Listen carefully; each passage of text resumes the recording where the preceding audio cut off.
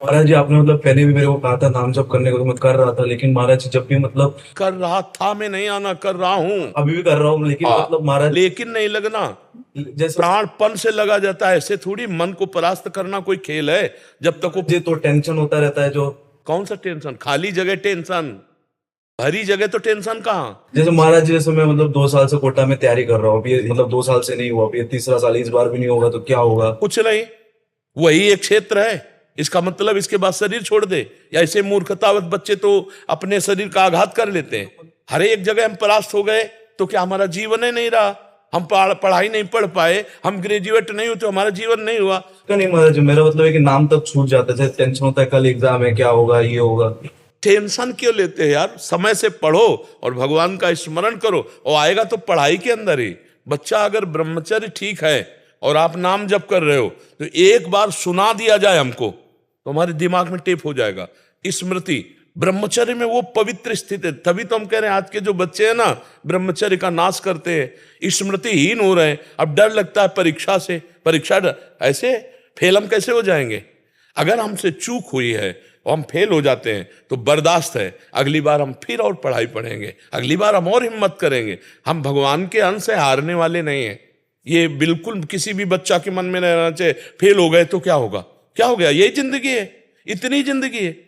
आप विचार करो, भगवान ज्ञान समुद्र, जब उनसे हम जुड़े हैं तो हर ज्ञान, हर व्यवस्था, कि अगर विद्यार्थी परास्त हो जाता है पढ़ने में तो जीवन नष्ट करने की नहीं सोचना। एक जीवन ऐसा जो जगत में प्रकाशित हो जाएगा। भगवान के आश्रित हो, कोई व्यापार कर लो, हम एक नौकरी कर लेंगे, अपने जीवन को थोड़ी नष्ट करेंगे। हम छोटे से छोटा कार्य कर सकते हैं, और भगवान हमारे साथ है तो बड़ाई उनके हाथ में, वो बड़ा करा दे। जिसको बड़ा बना देते ना, भगवान है। मच्छर को ब्रह्मा बना दे, ब्रह्मा को मच्छर बना दे, मूर्ख को विद्वान कर दे, विद्वान को मूर्ख कर दे, एक क्षण की बात है। तो ये भरोसा तो बना रहना चाहिए ना।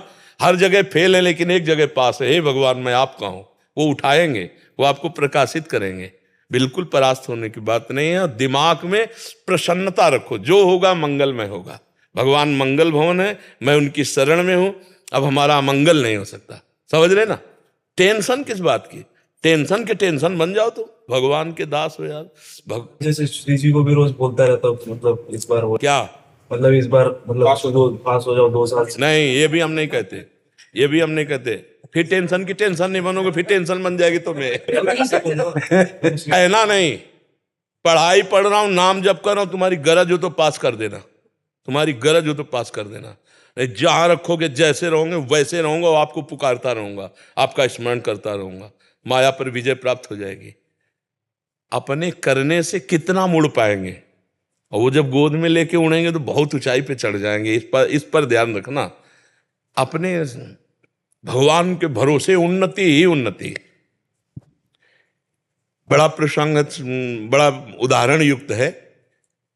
एक राजा केरल के थे, उनका नाम धर्मात्मा था, धर्म के पूर्ण रक्षक। अन्य 4-5 राजाओं ने मिलकर चढ़ाई कर दी और उनको पता नहीं था। धार्मिक राजा थे, उनको पता नहीं था। और उनके संतान हुई थी, उस संतान का नाम रखा गया था चंद्रहास। पूरे राज्य में आनंद छाया हुआ था, आक्रमण चारों तरफ से हो गया, और भगवान का भजन करने वाले थे। अब पराजित तो होना ही पड़ेगा, क्योंकि चारों तरफ से बैरी राजा हैं, और पहले से सूचना होती तो तैयारी होती। अचानक आक्रमण, मारे गए, वो राजा मारे गए। अब रानी ने देखा कि पूरे महल पर आक्रमणकारी आ गए, तो दासी से पैर पकड़ा और कहा, तू ही बचा सकती है मेरे बेटे को, भगवान तुझे सामर्थ्य दे। और महल में काट मार मचाए हुए थे, कोई भी वंश का नहीं बचना चाहिए। दासी ने बहुत प्रवीणता की, और टोकरी में, जिसमें दोना पत्तल डाले जाते हैं, ऐसे डालकर नीचे बालक चंद्रहास, और निकली। तो सैनिकों का क्या है, तो ऊपर से ऐसे दिखाया कि दोना पत्तल है। उनका निकलने दो, ये तो दासी है, राज परिवार का कोई नहीं बचना चाहिए। सब रानी, सब पूरा परिवार मार डाला। वो भाग करके दूसरे राज्य में पहुंची। बहुत प्रवीण थी, दासियां बहुत प्रवीण होती हैं। तो धृष्ट बुद्धि नाम के जो उस राज्य के मंत्री थे, उनकी शरण में गई, उसको राजकुमार बचाना था। तो उसने स्पष्ट कहा, मैं केरल के राजा की दासी हूं और ये मेरा पुत्र है, मैं हर कार्य में प्रवीण हूं, आप चाहे जिस दास्ता में रख लें, उस मेरे राज्य में सब विध्वंस हो गया। ये नहीं बताया कि राजकुमार है, मेरा पुत्र है और मैं इसकी रक्षा करना चाहती हूं आपकी शरण में रहकर। उन्होंने कुछ परीक्षाएं ली तो दासी कला में तो प्रवीण थी, उसे दासी बना के रख लिया और वो बालक राजमंत्री के घर में। भगवान जिसकी रक्षा करते हैं, ध्यान से सुनते रहो, भगवान किस हालत में पहुंचा दिया कि बिल्कुल मिटिया मिट। अब देखो उनकी उन्नति। अब एक दिन दृष्ट बुद्धि की पुत्री थी, उसका नाम था विषया। वो उसका जन्मदिन उत्सव मना रहे थे, तो बड़े बड़े विद्वान सब आए हुए थे। तो पुत्री का हाथ दिखाया तो विद्वानों ने ऐसे रेखा देखी और लड़के को देखा खेलते हुए, चंद्रास जी को। तो उनका इसका पति तो ये होगा। तो एकदम अपमान लगा ना, राज्य मंत्री और उस दासी पुत्र। तो उस समय तो कुछ नहीं बोला, जो सब सभा गई सो जल्लाद बुलाए और कहा इसको काट के फेंक दो जंगल में जाके। अब दासी की क्या चाला, वहां दासी को पता भी नहीं चल पाया, चंद्रास जी को गायब कर दिया। अब चंद्रास जी को जंगल में ले गए और उनको देवर्षि नारद जी ने जब यहां दासी पुत्र बन करके रह रहे थे तो एक छोटा सा शालिग्राम दिया था। कहा था मुख में रखे रहना, चरणामृत पान करते रहना और कृष्ण कृष्ण कृष्ण ऐसा बोलते रहना। जो भगवान का भजन करने वाले पिता थे, उसी के प्रभाव से देवर्षि नारद जी ने चंद्रास जी को नाम का उपदेश किया। जब वो जल्लाद जंगल में ले गए, बोले बेटा तुम्हें पता हम क्यों लाए? तो उनका हमें तो पता नहीं। तो उनका तुम्हें मारने लाए हैं, मंत्री का आदेश है। तो उनका हमने कोई गलती की है क्या? तो उनका नहीं, उनका आदेश है और हम जल्लाद हैं, हमारे दया है नहीं। पर तुम्हें देखकर ऐसा लगता है कि क्यों मारूं, पर तुम्हें छोड़ दूंगा तो हमारी नौकरी चली जाएगी, हमें फांसी में चढ़ा देंगे। मैं मारूंगा नहीं तुम्हें। उन्होंने देखा तो 6 अंगुली थी, 1 अंगुली काट ली और कहा ये राजा को दिखाऊंगा जाके कि तुम्हारा वध कर दिया, पर तुम यहां से भाग जाओ। तो काटने से खून निकला, वो वहीं मूर्छित होके गिर गए।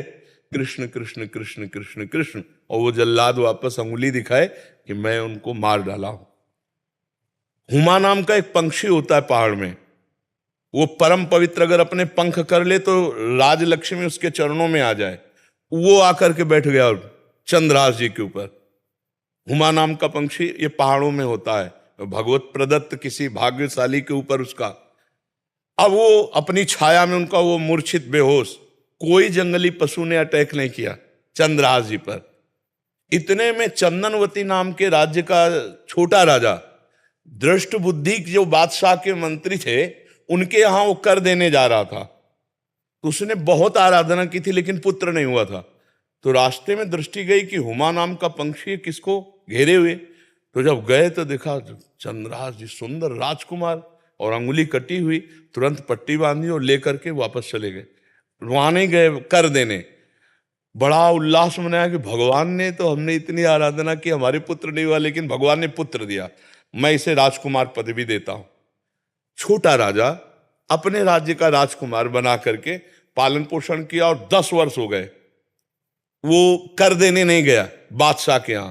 तो बादशाह ने दृष्ट बुद्धि से कहा चंदनवती नगर का राजा कर देने नहीं आया, जाओ यदि वहां सम्मान पूर्वक कर दे तो ठीक है, नहीं उनका विनाश कर दो।